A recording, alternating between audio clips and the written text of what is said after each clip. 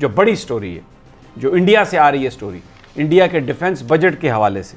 देखिए, तकरीबन 49.6 billion dollars का ये बजट है। 3% उन्होंने इंक्रीज की है और इसमें 18.48 अरब डॉलर जो हैं वो वेपन्स प्रोक्योरमेंट के लिए हैं, नए हथियार खरीदने के लिए हैं। इंडिया ये सब कुछ कर रहा है। उन्होंने बताया जा रहा है कि राफेल जहाज और फिर वो जो S-400 मिसाइल जो उनका वो डिफेंस सिस्टम है वो हम तो अपना बजट इजाफा नहीं कर रहे हैं, हमारी फौज तो बिल्कुल जो भी उसका बजट है, जैसे भी उसके हालात हैं। हेलो एवरीवन, जय हिंद। A very warm welcome to Hindustan special.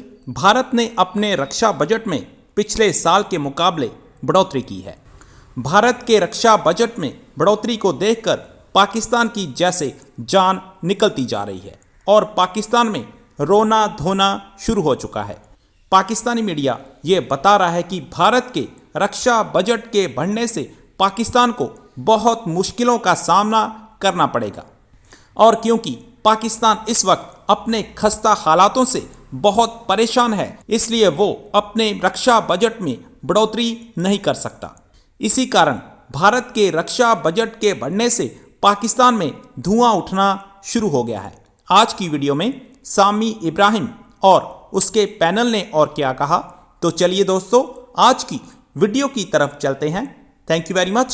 साथ साथ एक्सक्लूसिव स्टोरी में हमारे साथ मौजूद हैं एजाज एवान साहब, जो कि मेजर जनरल रिटायर्ड हैं और एक्सक्लूसिव स्टोरी भी हमारे साथ मौजूद है। लेकिन सबसे पहले जो बड़ी स्टोरी है, जो इंडिया से आ रही है स्टोरी, इंडिया के डिफेंस बजट के हवाले से, और एक सिर्फ दो फिगर दूंगा फिर, क्योंकि major general retired Ejaz Awan sahab हमारे साथ हैं, उनसे इस पर बात करेंगे।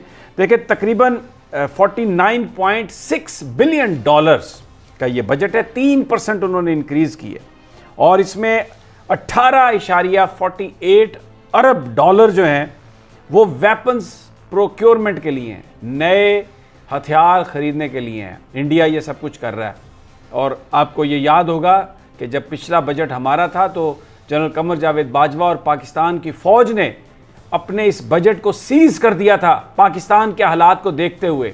जो भी इस वक्त सूरत हाल है, जिस तरीके से भारत ये सब कुछ कर रहा है पाकिस्तान को दबाने के लिए, उस पर प्रेशर डालने के लिए, लेकिन इन सारे सिचुएशन में जनरल कमर जावेद बाजवा का कल जो बयान था जिसमें उन्होंने कहा कि पाकिस्तान और इंडिया को डिग्निफाइड अंदाज में मसला कश्मीर का हल करना ढूंढना चाहिए और इस बात को, अमन की ख्वाहिश को पाकिस्तान की कमज़ोरी ना समझा जाए। लेकिन एक जो बड़ी बात आएगी आने वाले दिनों में, अगर इसी तरह भारत असला हासिल करता रहा तो जो फ्रीज़ है हमारे डिफेंस बजट पर उसको हटाना होगा। ये जो मुल्क हमने हासिल किया है, फिर इसको बचाने के लिए आपको अपने डिफेंस बजट में इजाफा करना होगा। ये वक्त की ज़रूरत बन जाएगी, क्योंकि इसके बगैर जो ताकत का तवाज़न है, जो ये रवायती हथियार हैं, वो तवाज़ुन फिर भारत की तरफ टिल्ट कर जाएगा। और ये जो तफसीलात हैं जिसमें उन्होंने बताया जा रहा है कि राफेल जहाज और फिर वो जो S-400 मिसाइल जो उनका वो डिफेंस सिस्टम है वो, इसमें नेवी के लिए अलहदा उन्होंने पैसे रखे हैं, एयरफोर्स के लिए 7 यानी तकरीबन 7.25 अरब उनको वो रखे जाएंगे। नेवी के लिए तकरीबन 4.5 अरब रखे जाएंगे। इंडियन आर्मी की ख़रीदारी के लिए भी 5 जो हैं इसमें रखे जा रहे हैं। और जो प्रोक्योरमेंट है, पिछले 15 सालों में सबसे ज़्यादा यानी 16% उन्होंने इजाफा किया है। जो नए हथियार खरीदने हैं, अब ये किसके लिए खरीदने हैं? ये हमारे लिए खरीदने हैं ना, और किसके लिए खरीदने हैं? और पता नहीं ये क्या कुछ भारत खरीदना चाह रहा है। तो ये एक ऐसी दौड़ शुरू कर रहा है खित्ते में। हम तो अपना बजट इजाफा नहीं कर रहे हैं, हमारी फ़ौज तो बिल्कुल जो भी उसका बजट है, जैसे भी उसके हालात हैं, पाकिस्तान की हिफाजत करने के लिए तैयार है। और दूसरी तरफ हम ये देख रहे हैं, तो इसको कहीं ना कहीं तो मैच करना पड़ेगा, वसाइल तो देने पड़ेंगे हमें अपनी फ़ौज को। जो आपने एक एप्रीहेंशन जिसका इजहार किया है कि खित्ते में एक आर्म्स रेस शुरू हो जाएगी, यकीनन वो रेस एक अनफॉर्चुनेटली इस खित्ते का मुकद्दर बन गई है 2 वजूहात से। एक ये कि हिंदुस्तान को एज अ प्रॉक्सी अमेरिका इस्तेमाल करना चाहता है चीन के खिलाफ, और उस इस्तेमाल की वजह से उनकी जो दिफाई सलाहियत है, उनकी जो ऑफेंसिव सलाहियत है, उसमें बड़ी भारी इन्वेस्टमेंट आएगी और यकीनन अमेरिकन और इजरायली इक्विपमेंट की बहुत बड़ी मार्केट बनने जा रहा है हिंदुस्तान। अब वो अपने वसाइल से खरीदता है या उसको इमदाद में मिलते हैं, हम भी नजर रखेंगे, आप भी देखेंगे। अभी जो S-400 मिसाइल सिस्टम रशियन वो इंडक्ट कर रहे हैं, उससे हमारी मिसाइल टेक्नोलॉजी और हमारी एयरफोर्स पर असरात पड़ेंगे, क्योंकि हमारे एयरक्राफ्ट को टेक ऑफ करते ही अगर सेंटर से देखें पाकिस्तान का जो नक्शा है तो हमारी कुल गहराई 460 किलोमीटर है। हमारा जो कमर से पाकिस्तान का फैलाव है, जबकि हिंदुस्तान 3850 किलोमीटर का है, उनकी डेप्थ बहुत ज्यादा है।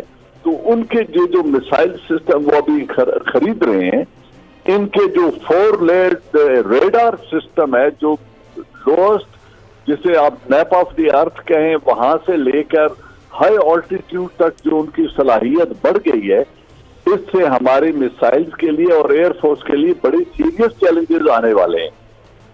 फिर वो इसको जब बैक करेंगे राफेल एयरक्राफ्ट से, जब वो तमाम इंडक्ट हो जाते हैं और ऑपरेशनलाइज हो जाते हैं, तो यकीनन खित्ते में जो फोर्स बैलेंस है जो इस वक्त है, उस वक्त वो हिंदुस्तान की तरफ टिल्ट होना शुरू हो जाए।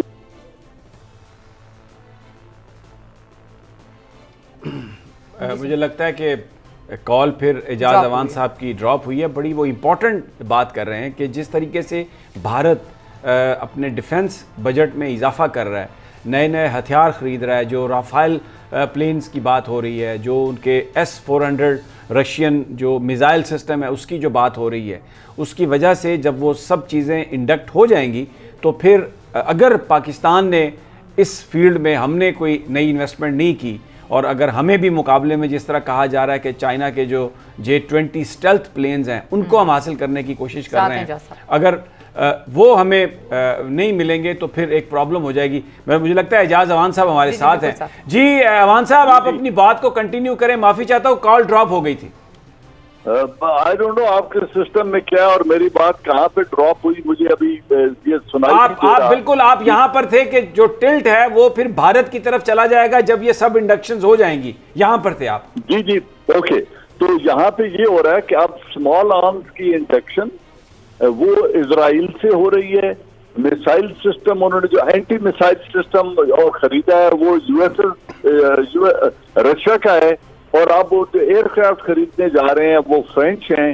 इसी तरह अमेरिका F-35 की बात उनसे कर रहा है, वो अगर डील थ्रू हो जाती है तो यकीनन हिंदुस्तान के दिफाई निजाम मिसाइल्स का और एयरफोर्स हमारे लिए एक बहुत बड़ा चैलेंज बन जाएगा।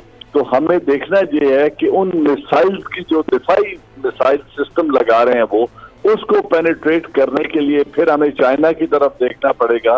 तो लेकिन उन टेक्नोलॉजीज को एक्वायर करने की कीमत तो हमें अदा करनी पड़ेगी।